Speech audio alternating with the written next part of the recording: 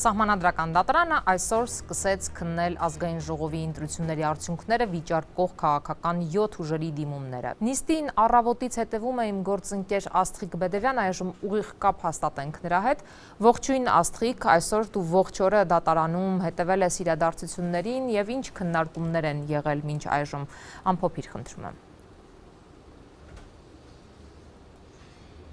Բարի երեկո Տաթև, ես ասեմ, որ Սահմանադրական դատարանի այսօրվա նիստը բառացիորեն րոպեներ առաջ ավարտվեց, իսկ այն մեկնարկել էր կեսօրից քիչ առաջ, մոտավորապես 11:30-ին։ Բացի Բարգավաճ Հայաստան կուսակցությունից դիմումատու 6 քաղաքական ուժերը արդեն ներկայացրել են իրենց փաստարկները, թե ինչու հունիսի 7-ի խորհրդարանական ընտրությունների արդյունքը պետք է անվավեր ճանաչվի։ Առաջինը ուժեղ Հայաստանն էր, կարծում եմ, որ հավասար եւ ազատ միջավայրը խախտվել է, աննախադեպ ծավալով իշխանությունը ռեսուրս է կիրառել, օրինակ կենսաթոշակները բերեց Արամ Վարդևանյանը, վարչական ռեսուրսի որպես օրինակ, որ նախընտրական փուլից քիչ առաջ կենսաթոշակները ներողություն բարձրացվեցին, այնինչ որոշ ժամանակ առաջ, ուղղակի ամիսներ առաջ, հենց կառավարության ղեկավարը, որը նաև գլխավորում էր քաղաքացիական պայմանագրի նախընտրական ցուցակը, դրա անհրաժեշտությունը չէր տեսնում։ Տաթև ասեմ, որ նաև Սև PR-ից այսօր խոսեց Արամ Վարդևանյանը իրենց նկատմամբ կիրառվող, նրա կարծիքով, երբ ընտրական հանցագործությունների բացահայտումների մասին, օրինակ հաղորդագրություններ կամ գաղտնալստված ձայնագրությունների կտորներ են տարածվում եւ հնչում են ուժերի անուններ, նրա կարծիքով դա Սև PR-ը։ Ես հիշեցնեմ, որ իշխանությունը դա ապացույց էր համարում, որ ընդդիմությունը ընտրակաշառք է բաժանում եւ վարչապետը նույնիսկ խոսել է, որ նրանք չէին հաղթահարի շեմը, ընտրական շեմը, եթե ընտրակաշառք բաժանած չլինեին, իսկ ընդդիմությունը, քանի դեռ դատական որոշումներ չկան, հայտարարում են, որ դա ապացուցված փաստ չէ։ Տաթև ես ասեմ, որ միասնության թևերը եւս վարչական ռեսուրսի չարաշահման վրա էր դնում շեշտը, այս քննարկումներում նրանց պնդումները համենայն դեպս դրան էին վերաբերում, քաղաքական ու պետական ռեսուրսի սահմանը ըստ Լիպարի Դրմեյանի նա է ներկայացուցիչը, ջնջվել է, երբ համայնքները օրինակ սկսել են աջակցություններ բաժանել։ Եվ Հայաստան դաշինքը բացահայտ եւ աղաղակող խախտումներից էր այսօր խոսում, որոնք մեկ քաղաքական ուժի, օրինակ չէ, հենց ԲՀԿ-ին դուրս են թողել ընտրական գործընթացից։ Այսօր իդեպ շատ խոսվեց կենտրոնական ընտրական հանձնաժողովի այդ որոշման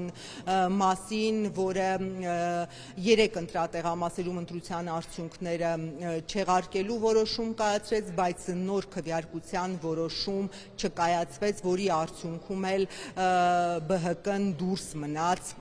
հաջորդ խորհրդարանից եւ 3 ուժեր անցան խորհրդարան, ընդ որում իշխող քաղաքացիական պայմանագիրը ԲՀԿ-ի բացակայության պայմաններում հնարավորություն ստացավ 3/5 ունենալ, իսկ դա սահմանադրական օրենքների փոփոխության, մի շարք ընտրովի պաշտոններում բավարար ձայներ ապահովվեց քաղաքացիական պայմանագրին։ Եվ Հայաստանը նաև խոսում էր, որ քաղաքական մրցակցության բացակայությամբ է անցել այս ընտրությունը, քարոզչական գործընթացում ըստ նրանց նաև իրավապահներն են ներգրավված եղել, մասնավորապես հակակոռուպցիոն կոմիտեի բացահայտումները նրանք կողմնակալ իշխող ուժի, այսպես դիրքերից գործընթացներ են համարում։ Կուզենայի նաև բարձր դատարանին մեջբերում կատարել նաև հակակոռուպցիոն կոմիտեի պատասխանին ուղղված մեզ, երբ մենք դիմել էինք իրենց, նաև կենտրոնական ընտրական հանձնաժողովին, որ նախընտրական քարոզչության ընթացքում զերծ մնացել քաղաքական ուժերի անունները հրապարակելուց, քանի որ ընտրական օրենսգիրքը ուղիղ արգելք է նախատեսում։ Եվ հետաքրքիրը գիտեք որն է, օրենքի 5-րդ հոդվածի վրա հողում տալով, որտեղ ամրագրված է հակակոռուպցիոն կոմիտեի քաղաքական չերժողության սկզբունքը, նույն կոմիտեն պատասխանում է մեզ. Ինչ վերաբերում է ձեր գրումում վկայակոչված նորմերին, մասնավորապես Հայաստանի Հանրապետության ընտրական օրենսգրքի սահմանադրական օրենքի 19-րդ հոդվածի դրույթներին, ապա հարկ է նշել, որ տվյալ իրավակարգավորումները չեն կարող վերաբերել կոմիտեին։ Այսինքն ստացվում է, որ սահմանադրական օրենքի պահանջը կիրառելի չէ որևէ պետական մարմնի համար եւ ուղիղ է նշվում, որ բոլոր պետական մարմինները պարտավոր են պահպանել այս չեզոքությունը։ Թաթե վարչական ռեսուրսի չարաշահման մասին պնդումներ անող նոր ուժը կարծիք էր հայտնում, որ այդ ուժը օգտագործվել է ընդդիմախոսներին վարկաբեկելու համար եւ կրկին սա հակակոռուպցիոն կոմիտեի բացահայտումների շրջանակներում նաեւ խոսեցին նրա մասին, որ իշխանական ուժը, որը մասնակցել է հունիսի 7-ի ընտրություններում, ահաբեկել է ժողովրդին պատերազմով թերևս Նիկոլ Փաշինյանի հայտարարությունները հայտնի նկատի ունեն, որ եթե իրենք չընտրվեն կամ սահմանադրական մեծամասնություն չկազմեն, պատերազմը մոտ է։ Վերջապես անգամ միջազգային դիտորդական կազմակերպություններն են ըստ էության արձանագրել վարչական ռեսուրսի կիրառման փաստը։ ԵԱՀԿ, ԺՀՄԻԿ, միջազգային դիտորդական առաքելության նախնական եզրահանգումներում արձանագրվել է, որ ստացվել են իշխող կուսակցության նախընտրական միջոցառումներին մասնակցելու նպատակով ընտրողների նկատմամբ ճնշում գործադրելու բազմաթիվ հաղորդումներ։ Հրապարակվել են ձայնագրություններ, որտեղ ենթադրաբար Արմավի տարածաշրջանային քոլեջի աշխատակից կինը ասում է, մեջբերում. Երեխեք ջան, վաղը ժամը 5-ին մենք պետք է հրապարակում հավաքվենք, երկու կուրսին էլ վերաբերվում է, նրանք ովքեր շատ հեռուց են գալի, խնդիր չկա, մի քանի հոգու բացակայությունը ոչինչ, բայց նրանք ովքեր ունեն այդ հնարավորությունը գալու, խնդրում